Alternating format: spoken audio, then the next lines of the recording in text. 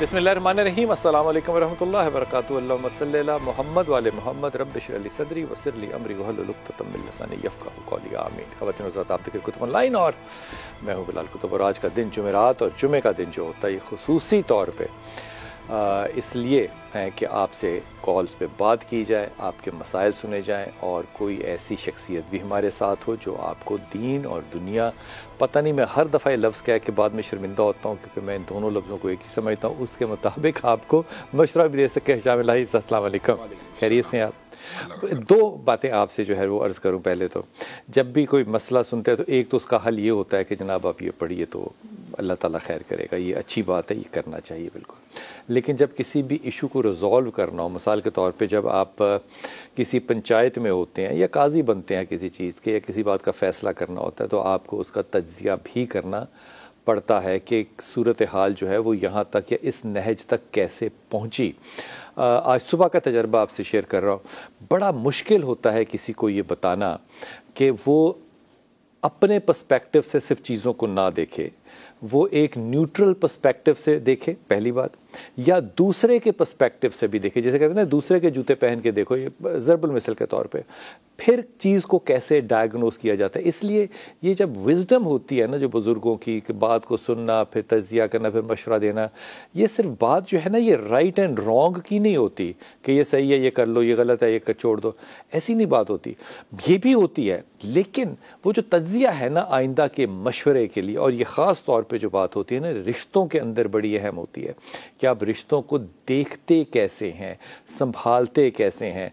मैं नीयत के ऊपर अगर बात करूं, जो कि मैं करना चाहता हूं लेकिन मैं करता नहीं हूं, नीयत पे मैं बात नहीं करता, बहुत ही तंग आ जाऊं ना अगर कोई मुझे जिच कर दे कि नहीं बताएं ना, ये बताएं ना, तो फिर मैं बताता हूं, वरना मेरी हत्तुल इम्कान कोशिश होती कि मैं इसका जवाब ना दूं। मिसाल के तौर पे हमारी कल एक बहन जो है वो बड़ी नाराज़ भी हुई, बरतानिया से थी, वो उन्होंने को 25 दफ़ा पूछा कि दसो ना फिर होएगा कि नहीं, दसो ना। मैं उसे कह रहा हूँ कि देखो तुम बात करो दुआ के लिए, कि दुआ करें कि अल्लाह ताला आसानी कर दे, दुआ करें अल्लाह ताला आसानी कर दे। क्योंकि जब आप क्या कहना चाहिए, जब आप ट्रांस में देखेंगे तो फिर आप ट्रांस में वही देखेंगे जो आप देख रहे हैं। इस पे तो मेरा बस नहीं है कि वो क्या मैं चेंज कर दूं, उस ट्रांस के विजन को चेंज कर दूं, ऐसा नहीं होता। जिसे कहना चाहिए मुराकबे में जब आप देखेंगे तो वो वही होगा, वो उस पर आपका बस नहीं है, फिर आप वो कहेंगे। तो मैंने उस बंदी से आखिरी दफ़ा फिर ये पूछा, मैंने कहा तुम बताओ तुम दुआ चाहती हो या फैसला करवाना चाहती हो? बात तो दुरुस्त है, ये फैसला नहीं कर, फैसला सिर्फ अल्लाह अपने फैसले बदल सकता है।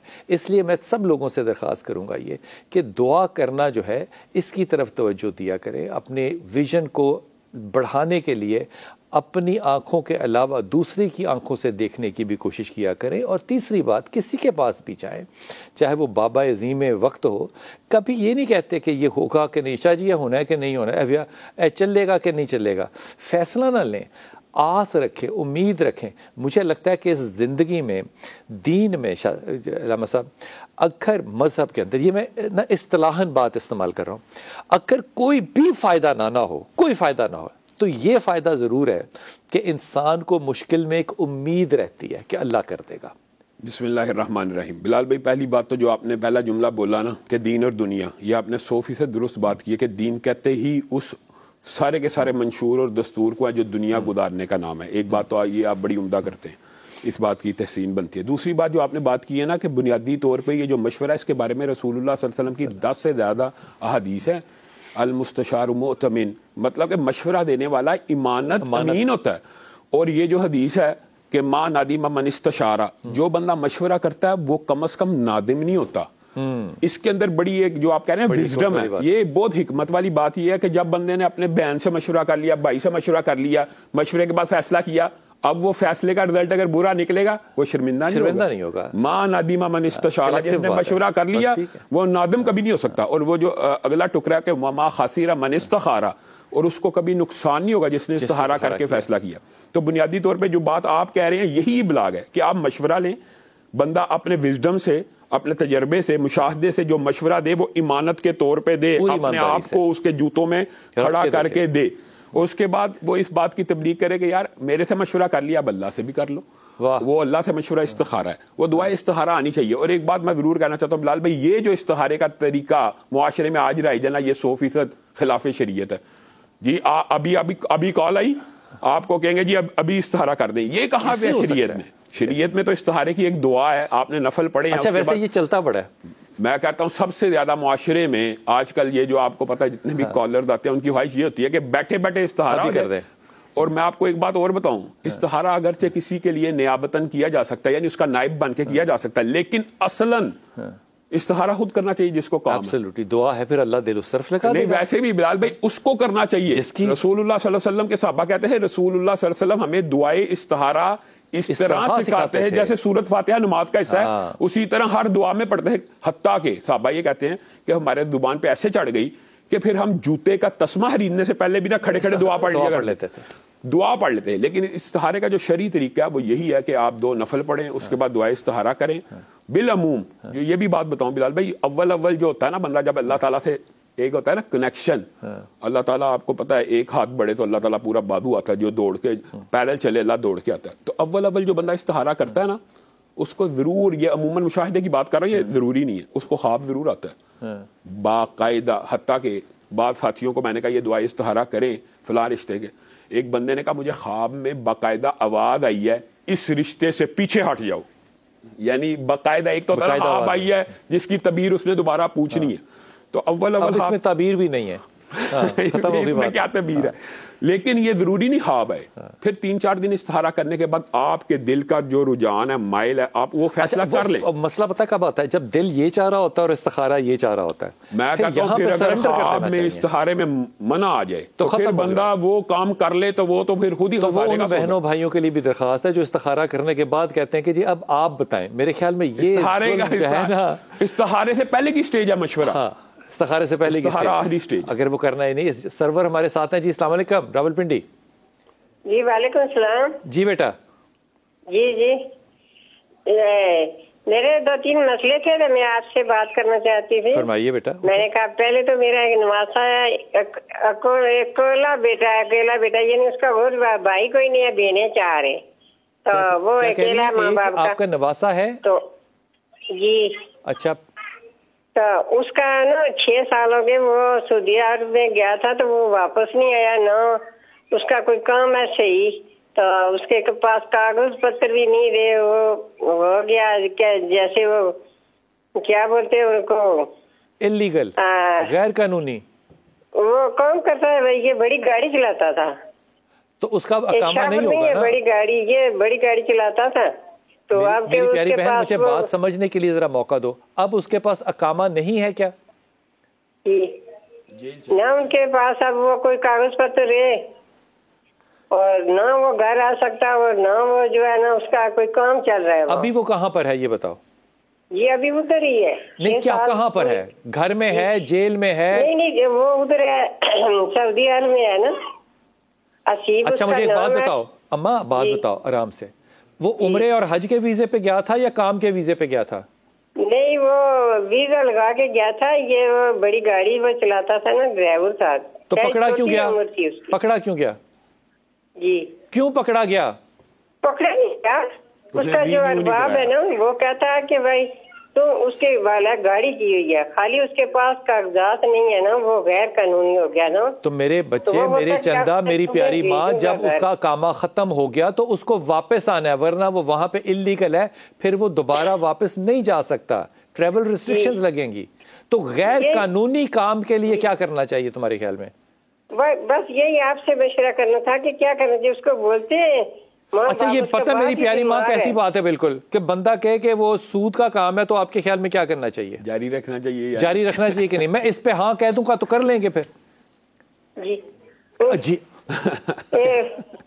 कैसी बात? मेरी समझ में नहीं आई बात। बहरहाल के नहीं, बहरहाल आपने बात समझनी है। जब इंसान गैर कानूनी हो और वो फर्ज करो वहां पे वो कमा भी रहा है, फर्ज कर लो, तो मैं उसको हलाल नहीं समझता। जो जिस मुल्क का कानून है उसके ताबे होते हैं, आप ये नहीं कह सकते कि मुल्क पाकिस्तान का इस्लामी है, यहां तो मैं रेड लाइट पे खड़ा हूंगा, लेकिन बरतानिया क्योंकि इस्लामी रियासत नहीं है मैं नहीं मानता, मैं नहीं खड़ा हूंगा। ये नहीं आप कर सकते। ये कुलिया फिकी है अल मुस्लिमून अला शुरूतिहिम, मुसलमान जिस इलाके में जाएं वहां के कवानीन के शर्तों के साथ रहेंगे। ये बच्चा यूरोप में हो, कहीं ग्रीस गया हो, कहीं भी गया हो, चाहे वो सऊदी अरब मिडल ईस्ट हो, अगर वो गैर कानूनी हो गया है तो मैं सबसे दरख्वास्त करूंगा खुदा के वास्ते ये जो छुप के इंतजार करना है ना कि ये हो जाएगा, ये चक्कर चला लूंगा, ये ना किया करें। मैं इसमें दो वजूहात से कह रहा हूं। एक तो आप अपने सारे अमल को ना खुदा की रहमत और बरकत से निकाल देते हैं, चक्कर नहीं, अल्लाह फिर बड़ा चक्कर चला देगा। बरकत मांगनी है ना तो हलाल काम की तरफ जाएं, सीधा सीधा, चाहे उसमें नफा ना नजर आ रहा हो, अल्लाह ताला के लिए आपने करना है, बस खत्म होगी बात। जब आप खुदा की नीयत करके हलाल काम करेंगे, अल्लाह आपका सऊदी अरब आपके शहर गुजरांवाला में, लिया में, लाहौर में, हर जगह बना देगा। इसलिए बच्चों को कभी मशवरा ये नहीं देते कि वो इस तरह का काम कर लें, वेट कर लें। मैं कसरत से ये वाकया जो है ये दुबई में रहने वाले जो हैं वो उन लोगों से सुनता हूँ कि अभी नहीं है तो वो छुप रहे हैं, हो जाएंगे फलाना। मत करें एक लुकमा। अब यहां पे मुझे समझ नहीं आता कि आपको क्यों याद नहीं आते हसन और हुसैन, आपको क्यों हजरत अबू बकर सद्दीक याद नहीं आते। वो मुंह से निकाल लेते हैं कि ये नहीं है, ये सदका है, ये सिर्फ सदका, वो हराम नहीं, सदका जो उम्मत पे बाकी पे हलाल था उन्हीं के ऊपर हलाल है, नहीं है। तो वो इतनी ज्यादा रिफाइनमेंट है। खुदा के वास्ते रिज्क हलाल होगा तो मैं जुमला अदब से कह रहा हूं, लुकमा हलाल होगा तो नुतफा हलाल होगा। खुदा के वास्ते अपनी नस्लों को खराब मत करें। बेटों को भाईजान आप वापस आए, यहां बड़ी रोटियां पाकिस्तान में, कोई इशू नहीं होगा। इंशाल्लाह लीगलाइज करने की कोशिश करें, अगर नहीं होता तो वापस आ जाए। क्यों वहां पे, क्यों वो धक्के खाएगा वहां पे। बच्चे को कहना कि लाहौल की तस्बीह और सूरह इखलास की तस्बीह पढ़े, एक महीना वेट करे, खत्म करे, नहीं हो रहा वापस आए, इलीगल हो या जैसे भी हो वापस आ जाए, डिपोर्ट होगा। अल्लाह बहुत बड़ा है, अल्लाह की जमीन बहुत बड़ी है इंशाअल्लाह ताला। जी आयशा अस्सलाम वालेकुम बेटा। वालेकुम सलाम। जी मेरा पुत्र भाई ठीक है? जी बेटे। बिलाल भाई, मेरी अम्मी अबू किराए के मकान में रहते हैं। अच्छा। वो यूके में आते हैं तो वो कह रहे हैं कि मकान बेचना है। तो किराए का मकान बेचना है? क्या कह रही हो? किराए के मकान में रहते हैं यूके में? किराए के मकान में दीना में रहते हैं, तो उन्होंने कहा ये मकान बेचना है। आयशा मुझे नहीं समझ आ रही आपकी बात। आपके अम्मी अबू कहाँ रहते हैं? यूके में? दीना में। दीना में रहते हैं किराए के मकान में? जी, वो जिनसे मालिक मकान है वो यूके में रहते हैं। जो मालिक है वो यूके में रहते हैं, ठीक है जी, वो यूके में रहते हैं तो कहते हैं ये मकान बेचना है। यूके वाले कहते हैं कि ये मकान बेचना है, जो मालिक मकान है वो कहता है मकान बेचना है। जी ऐसा ही है ना? वो कह रहे हैं कि हम, मम्मी अबू कह रहे हैं कि ये हम ले लें, थोड़े थोड़े पैसे करके ना दे देंगे उन्हें। हाँ। तो क्या ये हमारे लिए बेहतर है या नहीं? कि क्यों बेहतर नहीं है, मुझे ये बताओ क्यों बेहतर नहीं है? हमारे पास इतने पैसे नहीं है ना, तो इसलिए वो पूछ रहे थे कि हम ले लें, कोई वजाहत। अच्छा मुझे आयशा तुम ईमानदारी से बताओ, मुझे एक बात बताओ। एक वो जो मालिक मकान है वो है यूके के अंदर, आप है उसके किराएदार, आप किराया दे सकते हैं जी, लेकिन आप खरीद नहीं सकते जी, लेकिन आप छोड़ना भी नहीं चाहते जी। अब आप चाहते हैं कि वो मकान आपको मिल भी जाए और उसको पैसे भी ना देने पड़े। नहीं, किस्तों में देना चाहते हैं। नहीं, किस्तों में लेने चाहते हैं। किस्तें दे सकते हो? किस्तें दे सकते हो जी।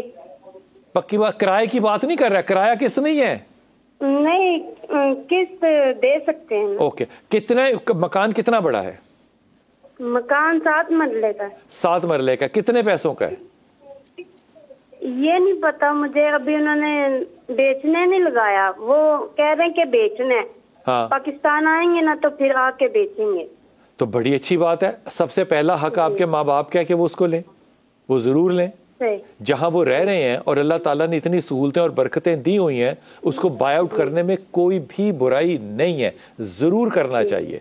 इसलिए इसके ऊपर ना तज्जिए नहीं करते। जहां इतने सालों से अल्लाह की रहमत और बरकत है उसको आप क्वेश्चन क्यों करोगे बेटा? अम्मा अब्बा से कहो कि फौरन ले लें, लेकिन किराएदार से मालिक मकान बनने के दरमियान में कोई हेल और हुज्जत ना करें। जो मार्केट प्राइस है उससे वो रियायत मांग सकते हैं, बिल्कुल मांग सकते हैं, लेकिन उसको किस्तों का जो भी डेवलपमेंट है, फ़र्ज़ करो कि 1 लाख रुपया 25-25 हज़ार रुपया करके उसको 4 किस्तों में दे दें। ये मिसाल के तौर पर कह रहा हूँ। इसमें मैं जो मशवरा दूंगा ना तुम्हें वो ये कि वो इस मामले में किसी भी सूरत में सूद को एक्सटेंड ना करें कि जी इतने अरसे में देंगे तो फिर इतने हो जाएंगे। तो ये इस तरह के चिंगू पांगे में ना पड़े, फिक्स करें बात को, जो भी मार्केट रेट है उस पर कंसेशन लें और डील डन करें। सवाए बरकत के अल्लाह कुछ नहीं करेगा। जी अस्सलाम वालेकुम रावलपिंडी। आमिर भाई जी बेटा। वालेकुम अस्सलाम सर, क्या हाल है? ठीक है, अल्लाह का शुक्र है मेरा बेटा।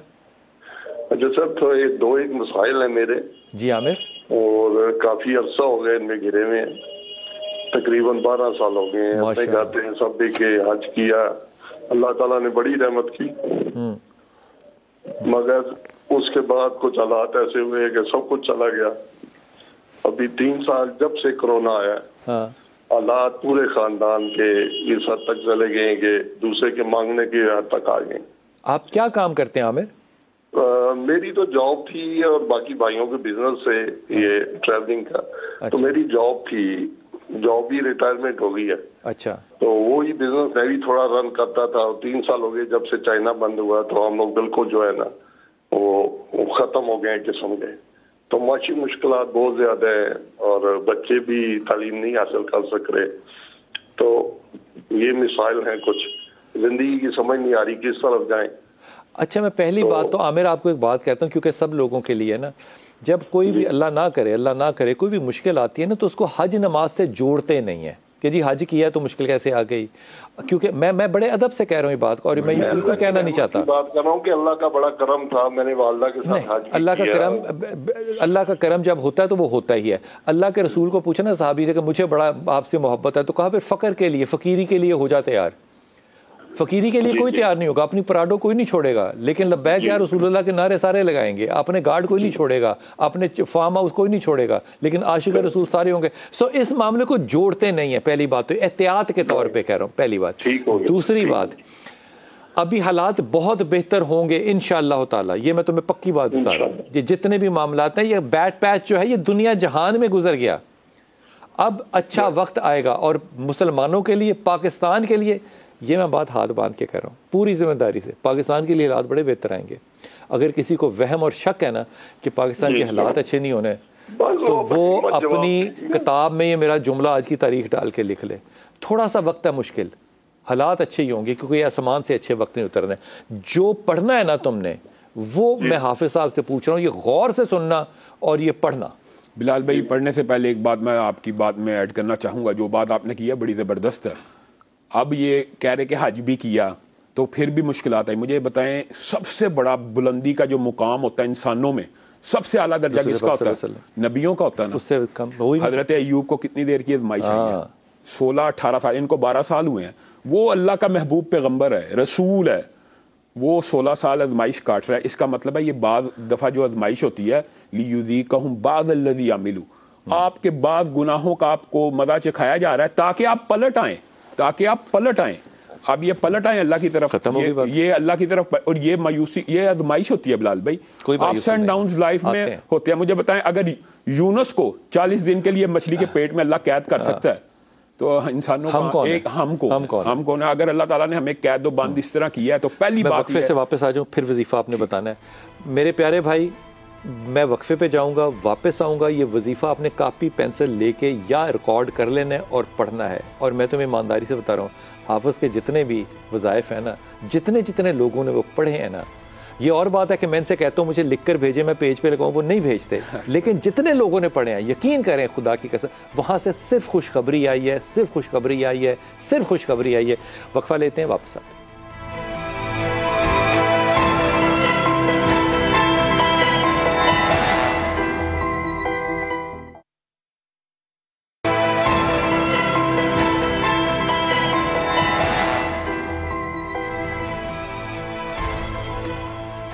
बिस्मिल्लाहिर्रहमानिर्रहीम। मेरा दिल तो कर रहा है मैं आपसे जिक्र करूं कि वो इस मुहर्रम में इराक़ में थे और अशूरा वहाँ पे करबला में किया।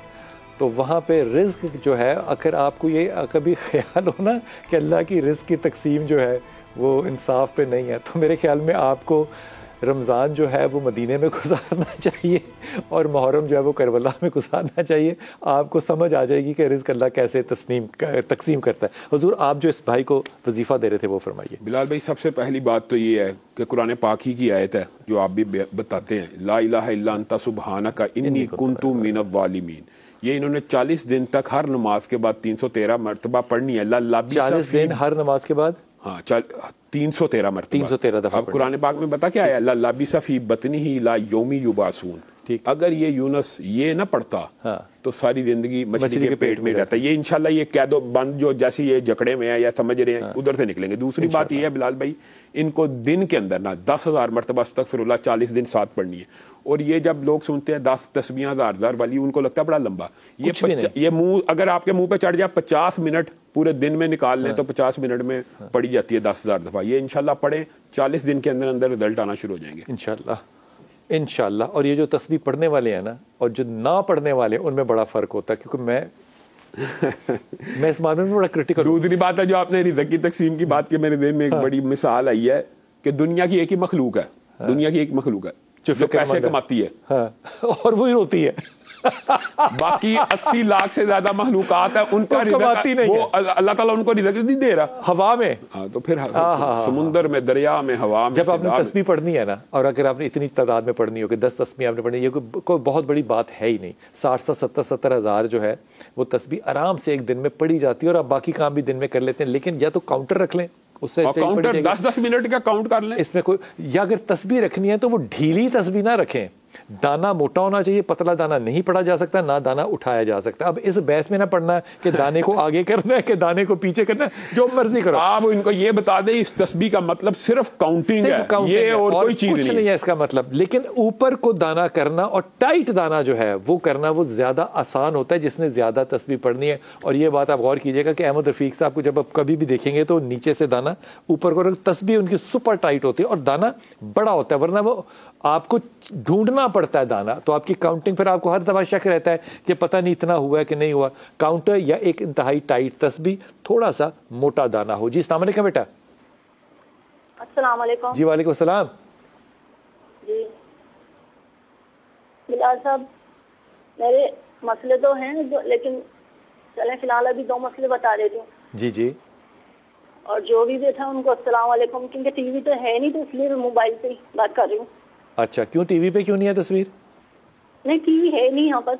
अच्छा, घर पे है नहीं ना टीवी। ठीक, बताइए बेटा। साइमा, मेरे साथ अभी 2 साल पहले कुछ मसला हो गया था, रूहानी भी कुछ है ना, नफ्सियाती भी, लेकिन बस है ना कुछ ऐसी बातें। अच्छा, पहेली से अगर तुम बाहर निकला हो और मुझे साफ साफ 2 टोक बात बताओ तो कोई इसमें हया है, शर्म है? बस वो 2 साल पहले है ना रबी अव्वल में कुछ मसला हुआ था मेरे साथ रूहानी। क्या? तो है ना, जैसे क्या किसी के पास गई मैं, तो उन्होंने बोला जी शैतानी मसला भी है, किसी ने बोला जादू भी है। साइमा, तुम किसके पास क्यों गई ये बताओ, क्या करने गई? नहीं, और आपा जान है ना, उनके पास गई थी। हाँ। एक दूसरी उनको बताया मैंने, उनके पास गई तो किसी ने बोला जादू है, किसी ने बोला रूहानी। तुम्हें मसला क्या था साइमा जिसके लिए तुमने गई थी? तुम मसला क्या था? बस वो क्या? मैं किसी के पास गई थी, उनके ऊपर ना वो तुम गई थी, वो इलाज है। तो मुझे ये बताओ कि तुम्हारा प्रॉब्लम क्या था जो तुम लेकर गई, जिसको उन्होंने कहा कि ये तुम पे जादू है? वो प्रॉब्लम क्या था? बस वो कुछ मसले हैं मेरे ऊपर, तो उन्होंने कहा आपके ऊपर ये मसला है। मैंने उनको फिर बताया, और अभी भी मसला है मेरे पे, अभी वो चीज गई नहीं है ना, मुझे नजर आती है। अच्छा, मैं साइमा तुम्हें बड़ी ईमानदारी से बता रहा हूँ, हाफिज साहब तो तुम्हें जो वजीफा बताएंगे। तुम शादीशुदा हो ये बताओ? जी जी, माशाल्लाह 6 बच्चे हैं। माशाल्लाह ताला। शौहर क्या करते हैं साइमा? बच्चे भी शौहर क्या करते हैं? शौहर क्या करते हैं? जी वो जॉब करते हैं। अच्छा, बच्चे पढ़ते हैं? जी जी, बच्चे भी पढ़ते हैं, माशाल्लाह सब सेट है। लेकिन बस मुझे जो मेरे साथ गुजर चुका ना, यानी कि वो मेरे दिमाग से, बस ये कह लें जहन से मेरे हट नहीं रहा है। अच्छा, घर में टेलीविजन क्यों नहीं है? एंड्रॉइड फोन है तो टेलीविजन क्यों नहीं है? मैं सब काम करती हूँ, लेकिन मेरी प्यारी अम्मा, मेरी बहन, मेरी माँ, एक सेकंड, घर में तुम्हारे पास टेलीविजन क्यों नहीं है? एंड्रॉइड फोन है, टेलीविजन क्यों नहीं है? नहीं, वो खराब हो गया था ना, तो वो लेंगे भी बाद में, खराब हो गया था। अच्छा, वैसे ना होना भी काबिल तहसीन ही है। तो एंड्रॉइड ना होना भी फिर ठीक है, एंड्रॉइड पे देखना तो चीटिंग की चीटिंग होगी ना। सहमत, देख मेरी बात सुन बेटा, तुम डिप्रेशन की पेशेंट हो, तुम्हें क्यों नहीं पता इस बात का? बस ये सोचे नहीं, बस वाली बात क्यों कर रही हो? बस ये करके तुम छलांग ना लगाओ, ये ना करो, बस करके ये छलांग ना लगाओ। तुमने पता है बस करके जब छलांग लगा रही हो ना तुम, ये मैं तुम्हें बिल्कुल जाती तौर पे नहीं, प्रोफेशनली बात कर रहा हूं। ये एटीट्यूड जो होता है ना बस करके छलांग लगाने का, इसका मतलब होता है कि आप डॉक्टर साहब से कह रहे हैं कि डॉक्टर साहब आप अपनी राय छोड़ दें, मेरी बात पर आए। अगर तुमने हेल्प लेनी है ना तो फिर तुम्हें डॉक्टर की सुननी चाहिए, अपने मजाज और अपने एनालिसिस के मुताबिक डॉक्टर को नहीं मोड़ना चाहिए। ये समझती हो? सो ये बस कह के आगे छलांग ना लगाओ। तुम डिप्रेशन की पेशेंट हो और प्रोलॉन्ग्ड पेशेंट हो। अब तुम जब तक इस मामले में साइकाइट्रिक ट्रीटमेंट नहीं कराओगी, हल कैसे होगा? अब ये डिप्रेशन नहीं रहेगी, अब ये डिप्रेशन एंग्जाइटी में भी जाइए, जो तुम्हें पता है कि तुम्हें है। फिर ये जब प्रोलॉन्ग्ड कई सालों तक मुहित हो तो फिर ये फोबिया बनेगा, फिर ये हेलुसिनेशन में बन जाएगी, फिर ये इल्यूजन्स क्रिएट करेगी। अब इन सारे मामलात पे तुम चिल्ला काटो, वजीफा काटो, ये केमिकल इम्बैलेंस है दिमाग का, वो तुम्हें केमिकल इम्बैलेंस ठीक करना पड़ेगा 3 रुपए का सॉल्ट लेकर। लेकिन इसमें सिर्फ तब्दीली यह है कि तुम्हें ये दवाई मुसलसल डॉक्टर के मशवरे के साथ लेनी पड़ेगी। लेकिन हैविंग सेड दैट, जब वक्फे से वापस आऊंगा ना, वो जो वजीफा है ना साथ करने का डिप्रेशन के लिए, ये हाफिज साहब जो बताएंगे, इसको खुदा के वास्ते असिस्टेंस के तौर पे करना, फिर मैजिक देखना कैसे होता है। वक्फा लेते हैं, वापस आते हैं।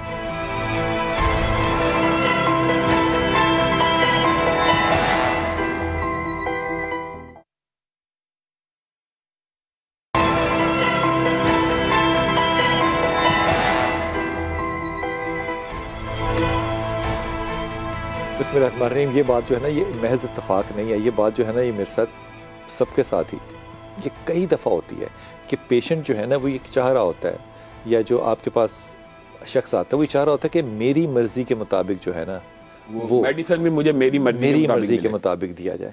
हजूर, इसके लिए एंटी डिप्रेसेंट थेरेपी वजीफा क्या होगा? बिलाल भाई, एक बात मैं मौका आया तो ज़रूर करना चाहता हूँ, और ये सब के लिए है, ताकि जितने भी इस किस्म के लोग हैं जिनको ये शक हो ना कि मेरे पे जादू है, जिन्नात हैं, या कोई तीसरी शख्सियत जिन हाजिर होता है, हेलुसिनेशन है, उसके लिए बहुत आसान है, हदीस से भी साबित है। और ये जो मैं बात कर रहा हूँ या जो भी वज़ाइफ बता रहा हूँ, एक एक वजीफे के पीछे 10 से ज़्यादा हदीस मौजूद है। बुनियादी तौर पे किसी बंदे ने चेक करना है ना कि मेरे पे वाकई ये है या नहीं है। एक तो सबको पता है, अल्लाह का शुक्र है कि इतना इबलाग हमारी माओ ने, दादियों ने कर दिया कि चारों कुल जो है ना वो सुबह शाम 3-3 मरतबा पढ़ने हैं।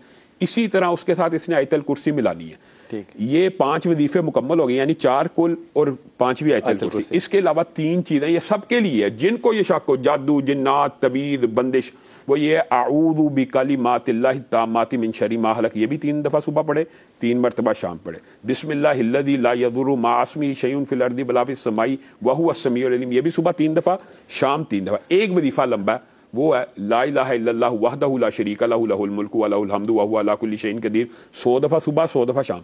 ये सिर्फ आपने 7 डेज करने हैं, ये 8 चीजें। आपको खुद ब खुद पता लग जाएगा कि आपके ऊपर जादू है, जिन्नात है, हादरी है, बंदिश है या नहीं। 7 दिन के अंदर अंदर आपकी तबीयत के अंदर जमीन आसमान का फर्क पड़ जाएगा। फैसला खुद नहीं करना चाहिए। मैं आपको लेकिन एक बात बताता हूँ, ये जो एक मिथ बनी हुई है ना कि किसी आमिल के पास जाया जाए, ये आप खुद पढ़ना शुरू करेंगे आपके ऊपर ज्यादा जल्दी असर करेगा। आमिल बेचारे ने तो 40 बंदों को बैठ के ये पढ़ना होता है, या 50 बंदे बैठे होते हैं। आप अपनी जात के लिए ये 8 वज़ाइफ पढ़े तो आपको पता लग जाएगा कि आपके ऊपर जादू जिन्नात हैं या नहीं है। अब ये आपने सारी मुझे लिखकर भेजनी है ताकि मैं पेज पे लगाऊं। ठीक है, इंशाल्लाह ये मैं बता दूंगा। डन हो गया? डन हो गया। वो जो मामलात है ना कि आप असेस अपने आप को करें, इससे ज़रा थोड़ा सा परहेज़ करें, ये वज़ाइफ पढ़ें, उसके बाद बताएं जो कैफियत कल्ब हो, अल्लाह ताला रहम करेगा। जी, अस्सलाम वालेकुम अस्मा। वालेकुम सलाम। बिलाल भाई, मैं अपने भाई के लिए पूछना था, मसला था मेरे दोस्तों से। जी बेटा बोलो, ऊंचा बोलो जरा बेटा। भाई ने जी ऊंचा बोलिए, फरमाइए। जी बिलाल भाई, 2 साल पहले मेरे भाई ने शादी की थी। मेरे भाई का नाम, मेरे भाई का नाम जीशान। जीशान ने शादी किससे की थी 2 साल पहले? खाला की बेटी से। सर बाकायदा तौर पे नहीं की थी, उन्हें वहां से लेकर आ गए थे। तो उस पे एक सेकंड ठहरो, एक सेकंड। और मेरी बहन, नाम बता सकती हो पहले? जी, लड़की का। और किसका? अलीना। अलीना से जीशान ने शादी की। अब ये बकायदा शादी क्या होती है और गैर बकायदा क्या होती है, ये मुझे समझाओ। इनके जी जैसे मिलके खानदान वाले फैमिली वाले करते हैं वैसे नहीं की थी। लड़की और लड़के की आपस में इनकी अंडरस्टैंडिंग थी। हाँ। माँ हमारी खाला नहीं करना चाहती थी। निकाह हुआ था? जी वो नहीं, निकाह वो वहाँ से, उन्हें लाहौर रहती थी, हम मुल्तान रहते हैं। मेरे भाई आर्मी में जॉब करते थे। अच्छा, निकाह हुआ था? हाँ जी, वो यहाँ लेके आ गए थे। अब्बू ने कहा कि आप इन्हें वापस भेजें, हम इस तरह नहीं करेंगे, हम बाकायदा तौर पे एक तरीके से जैसे होती है वैसे करेंगे। ठीक, तो वो क्यों लेकर आ गया था? फौज में होने के बावजूद अक्लमंद आदमी नहीं था लड़का? नहीं सर, यही तो मसला है, यही बात है। हमने यानी कि फिर भी वो यहाँ से कहता है कि मैं लेके चला जाऊंगा अगर आप निकाह नहीं करेंगे। अब्बू ने कहा आप आर्मी के पर्सन हो, इस तरह। वो लड़की बगैर निकाह के लाहौर से मुल्तान चली गई? जी, वो उनके साथ आ गई, जिसपे हमारी खाला ने हमसे राब्ता भी नहीं किया। शाबाश है। अच्छा ठीक। फिर ऐसा हुआ कि हम अब्बू ने उसे समझा बुझा के उसे कानूनी तौर पे उसका अदालत ले जाके निकाह करवाया। तो घर में क्यों नहीं करवाया, अदालत में क्यों करवाया? सर वो क्योंकि वो उनकी वालदा की तरफ से वो जो लड़की ने हमें बताया था कि वो ऐसे कर देंगी, वो यूं आपके साथ मसले मसाइल। ठीक हो गया, ठीक हो गया। अब तो उसके बाद हम ले आए। उन्होंने कहा जी आप इसे अनाउंस करो। मेरे भाई जो बड़े भाई हैं वो अनमैरिड हैं अभी। अच्छा। उन्होंने कहा कि 2 छोटी बहनें अनमैरिड हैं। ठीक। तो उन्होंने कहा कि अभी 2 छोटी बहनें अनमैरिड हैं, जिस तरह आप लड़की लेकर आए और शादी हुई है, ये छोटी बहनों के लिए मसला हो जाएगा। ठीक। तो हम अभी इसे अनाउंस नहीं करेंगे इस बात पे। उसने हमारे से लड़ाई झगड़ा किया। उसने किसने? अलीना ने? नहीं, भाई ने, हमारे भाई ने इस पे। ठीक है जी। वो या फिर इसी तरह इनके वो सिलसिला चलता रहा, वो लड़ाई झगड़ा करता रहा हमसे, यानी कि जितनी टाइम उसको आर्मी से छुट्टियां मिली हुई थी वो रहा और ये मसले मसाइल चलते रहे। ठीक। फिर वो यहाँ से उसे लेके चला गया जब हमने अनाउंस नहीं किया। हमने कहा हमारी बहनें अभी कंवारी हैं, हम ये इस तरह का अगर मामला खोलेंगे तो उनकी शादियों में मसले मसाइल आएंगे। ठीक। फिर हम वो यहाँ से लेके चला गया। जो कुछ वो वहाँ आपस में उनका होता रहा, हमारे से पीछे उन्होंने कांटेक्ट खत्म कर दिया। ठीक। अब ठीक है, साल सवा साल दुनिया को देख के, सारे मसले मसाइल देख के, जब दुनिया के धक्के खा लिया अपनी सारा, तो फिर हमसे दोबारा राब्ता किया, जिसमें हमारे वालिद साहब की शदीद तबीयत खराब हो गई। उसने हमसे राब्ता किया कि आप उसे रख लोगे, और यानी कि हमारी मिन्नत तरला की। हमने कहा देखो हमने तो पहले भी रखा था, हम अब भी रखने को तैयार हैं, ठीक है आप उसे भेज दो। वो हमारे पास आ गई। मसला क्या है? जी मसला, प्रॉब्लम क्या है सर? अब ये है कि उन दोनों की आपस में जो भी चलती रही, वो कहती थी लड़की कि मुझे साथ लेके जाओ अपने ना आर्मी में, उन्हें क्वार्टर नहीं मिला हुआ था। अच्छा ठीक है, यहाँ पे हमने, हमारा खुदा गवाह है, बल्कि खुदा तो गवाह है, आप भी बहुत बेहतर इल्म रखने वाले हैं, आप भी जान समझ रहे होंगे, हमने उसके साथ कोई मसला मसाइल लड़की के साथ नहीं किया कभी। यानी कि कोई जबरदस्ती काम काज की, कोई पाबंदी सोने उठने बैठने की, हर तरह की। मेरी प्यारे बच्चे, मसला क्या है? अब वो जी उन दोनों मियां बीवी के दरमियान लड़ाई हुई, किसी मोबाइल के मामले पे वो लड़ाई हुई। उन दोनों ने इनके फैसला किया कि अब जो मेरे भाई ने कि मैंने नहीं रहना इसके साथ ना। मेरे बड़े भाई ने समझाया कि देखो एक तो तुमने शादी गलत सवाल मेरा बेटा, वो मैं सब समझ गया। जो है ना तलाक हो गई है। मैंने उसे आपका बताया, उसने आपके प्राइवेट तौर पे कॉल पे बात की, आपने उसे बहुत समझाया, सब कुछ उसे बताया कि आपकी फैमिली का कसूर नहीं है, ये सब कुछ होना नहीं था तलाक आपकी। उसने कहा जी मैं उससे बहुत मोहब्बत करता हूँ, हलाला करना चाहता हूँ। आपने उसे काफी समझाया, जैसे आपने प्रोग्राम के शुरू में कहा ना कि मैं बहुत कोशिश करता हूँ, आपने उसे काफी समझाया। तीसरी बार पूछने पे आपने उसे बताया कि इसमें आपके लिए हलाकत है अगर आप हलाला करते हो तो। दुरुस्त है। तो मगर वो इंसान फिर भी नहीं समझा। अब वो हमसे इतना गायब है कि जब भी वो घर में छुट्टियों पे आता है हमारे साथ इंतहाई बदसलूकी करता है। अब उसने ये किया कि बड़े भाई पे हाथ उठाया, उसे जख्मी कर दिया। छोटी बहनों के साथ वो बदसलूकी करता है, मारने पे आता है। अब हमें ये नहीं समझ आ रही कि हमारा कसूर क्या है। हम उस भाई से अलग भी नहीं हो सकते, हमारे को ये मोहब्बत है, हमारे माँ बाप मरे हुए हैं, 2 हमारे भाई हैं। अब हमें ये नहीं समझ आ रही कि हम इसके साथ क्या सलूक करें और क्या हम इसके लिए पढ़ाई करें जो ये ठीक है। आपको तो खैर नेकी का सलूक करना चाहिए भाई है। मेरे से सवाल क्या है? क्योंकि हमने जो 2-3 लोगों से पूछा, उन्होंने कहा जी इसके ऊपर अमल कराया हुआ है, हमसे इतनी नफरत क्यों कर रहा है? हमें हमारा सवाल ये है कि हमसे इतनी नफरत क्यों कर रहा है ये? जीशान ठीक हो जाएगा, यू टर्न ले लेगा। अलीना अपने घर चली गई है? हाँ जी, वो हो गई है। बस ठीक है, इसको थोड़ा सा वक्त दो, ये ठीक हो जाएगा। ये अच्छा बच्चा है, ये बुरा बच्चा नहीं है। लेकिन ये बुरा स्टेप लिया बच्ची ने भी और इसने भी, ये बुरा स्टेप लिया, ये नहीं लेना चाहिए था। अब मुझे ये नहीं बात कि प्राइवेटली उसने मेरे से क्या बात की और मैंने क्या कि इसमें आपके लिए हलाकत है, क्योंकि ये मेरे जुमले नहीं है कि मैं किसी को कहूँ कि ये आपके लिए हलाकत है या नहीं है। नहीं, एक बात बिलाल भाई, लेकिन मैं ऐड करना चाहता हूँ, अगर तो इनके भाई ने उसको तलाक दिया है एक ही दफा में 3 मरतबा, तो इनके पास ये गुंजाइश मौजूद है कि ये दोबारा आपस में निकाह कर सकते हैं। और अगर आपने ये बात की है ना हलाला ना करे इसमें हलाकत है, तो ये रसूलुल्लाह सल्लल्लाहु अलैहि वसल्लम की हदीस है। हलाले का तो कोई सवाल ही नहीं पैदा होता, लानत होती है हलाला करने और करवाने वाले। हलाला इस नीयत पे निकाह होता है कि मैं इतनी मुद्दत के बाद इसको तलाक दे दूंगा। तो जो निकाह तलाक की नीयत पे हो वो निकाह ही नहीं होता। देखिए जी, एक तलाक दी है, वो दोबारा निकाह करना चाहे कर ले।